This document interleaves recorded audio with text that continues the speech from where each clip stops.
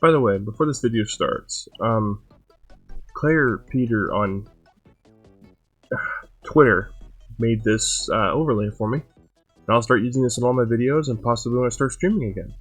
If you could, I'll leave a link down in the description. Show some love. Maybe consider, getting one of your own made. Thank you. So as you can see by the thumbnail and by the title of this video, this is another episode of Blowing Out the Cartridges.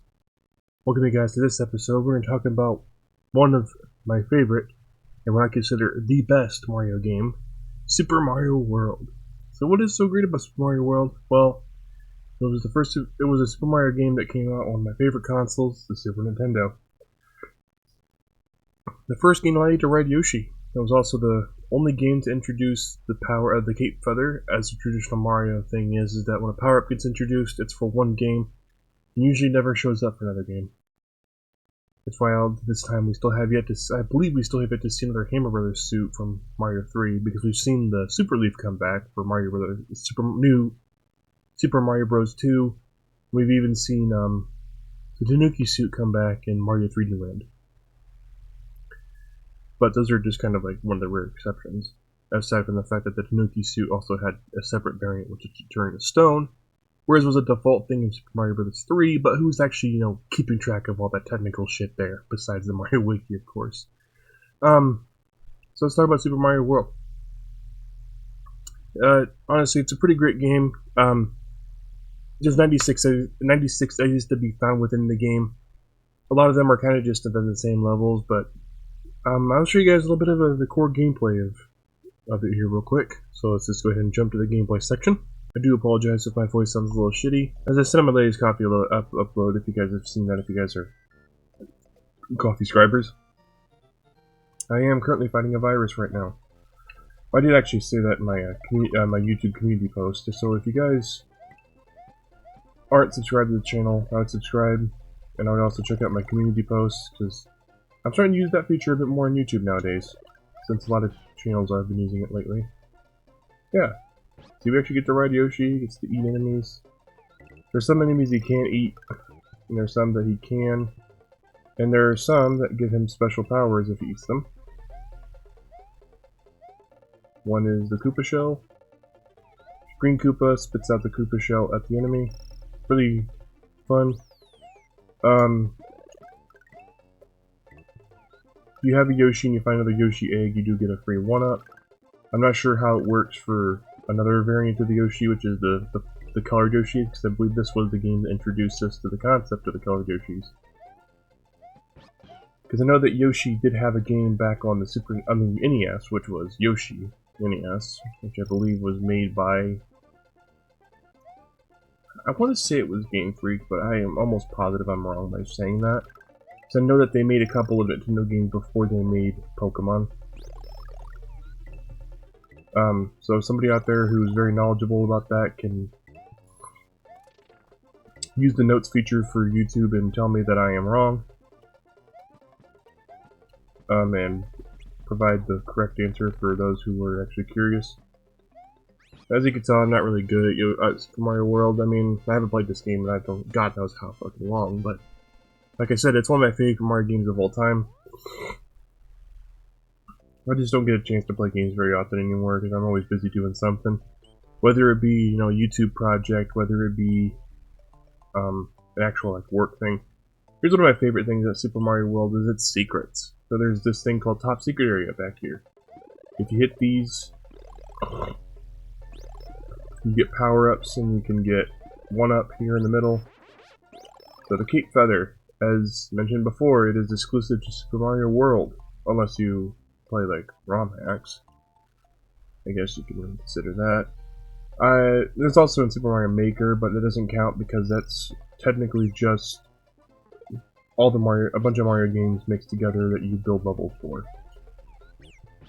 So I don't really, well, you guys understand the whole thing of what I mean by the exclusivity of Cape Feather. Motherfucker, I'm trying to show you guys how it works.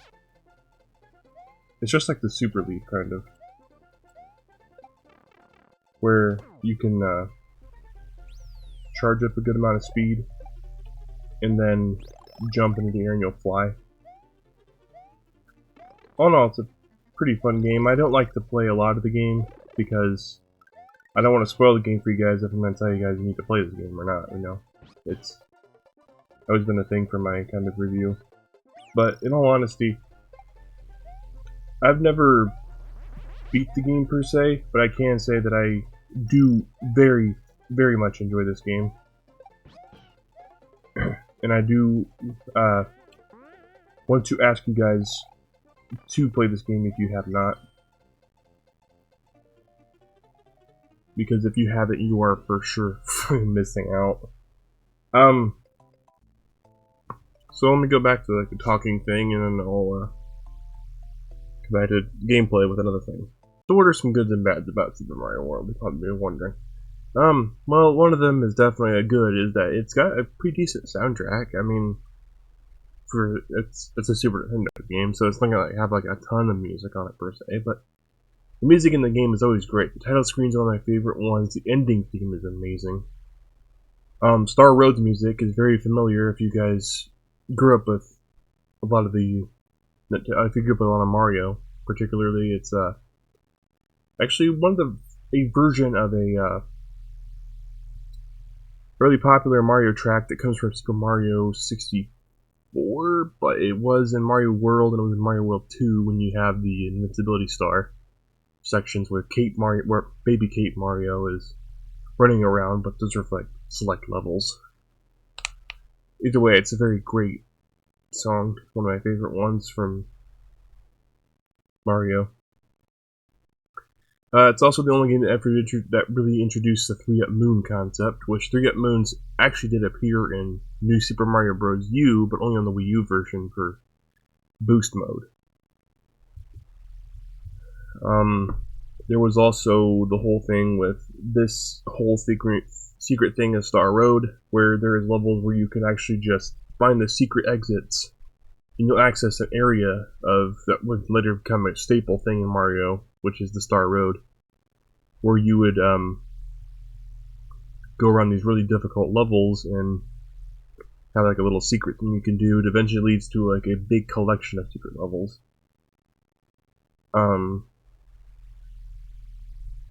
Can't really think of a lot to say, honestly. I probably should have waited till I was feeling a bit better, but I had made a promise that I would make this up on schedule. So if you guys don't like this episode, don't be afraid to tell me that you don't. I'll understand. But I'll hopefully be feeling better and give you guys something better when it comes to the next Lore Bard Libraries episode, which should be up next week. So anyway, let's go back to a little bit more gameplay. We'll end this video off with that, and then I'll see you guys when I'm feeling better. We are at the Star Road secret I was talking about earlier in the previous thing, so you can see I haven't really unlocked all the Star Road areas yet, because I'm really bad at this game. And we actually found that exit. There's like an actual exit, there's like a secret exit you're supposed to take. I think you're supposed to take up the Lakitu to get to it. Let me see what.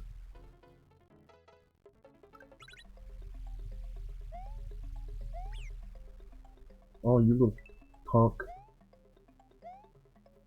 Despite the fact he doesn't even hurt you, he's still took out my Yoshi. Oopsie. Okay, I guess we're trying this again. Feel free to laugh at me in the comment section if you guys want to, because like I said, this video probably is going to look terrible, but I wanted to get something out for you guys, because I really slipped up. Oh! Nah, shit. I really kind of slipped up with my upload schedules before, but I have made a actual schedule for this month, and I'm going to stick to it. And maybe one day when I get really good at this game again, or at all, I'll probably play Super Mario World for you guys. I fucking love this game, and I do recommend that you do play it. If you have not already. One of the greatest Mario games there is.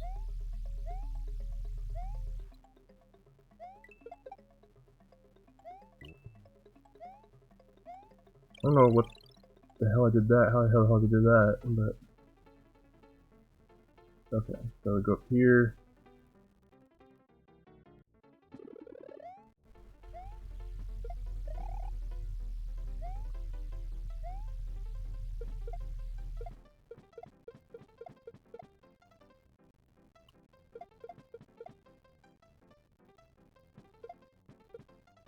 Go away, big Yoshi. So the different colored Yoshis as well. I think the yellow one, if you have a shell or something in his mouth, he'll do like a stomp effect all times, because the colored Yoshis have this a corresponding thing. Because the thing is, the colored shell that Yoshi eats has a corresponding effect to the color, and the colored Yoshis will always have that power when they eat that colored shell, or when they eat something because they are that color.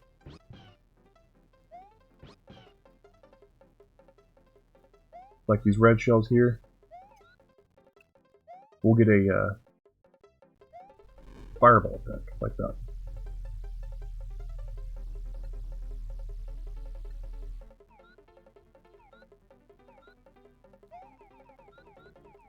The blue shell gives you like this flight power, which is really fun.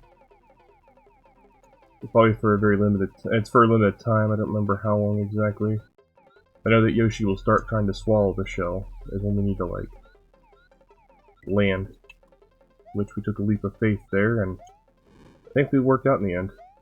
Like I said, I've never actually seen this level yet before, as you guys just saw on the world map, because I'm not very good at Mario World.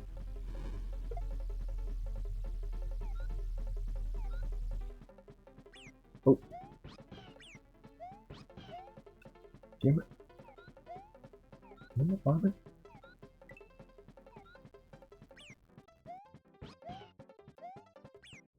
Damn it. Land on the shell. There we go. Nothing in that pipe anyway. That's stupid. So yeah, there you go. See? If the red one eats the green shell, it always has the fire power up when it spits the shell out. Oh. No.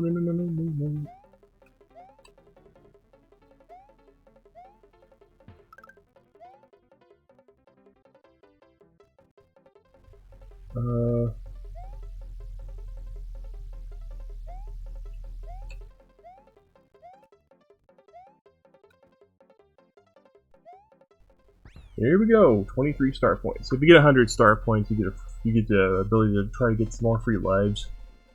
But I'm not gonna keep wasting your guys' time to get to 100 star points to show that. Oh yeah, so that's another shitty thing about well, not really a shitty thing. The thing about Star Road is that you have to find only the secret exits to progress. Sort of like another area in the game that I'm currently at in my main save file, which is the Forest of Illusion, which requires 2 exits per level, except for the transport to Star Road.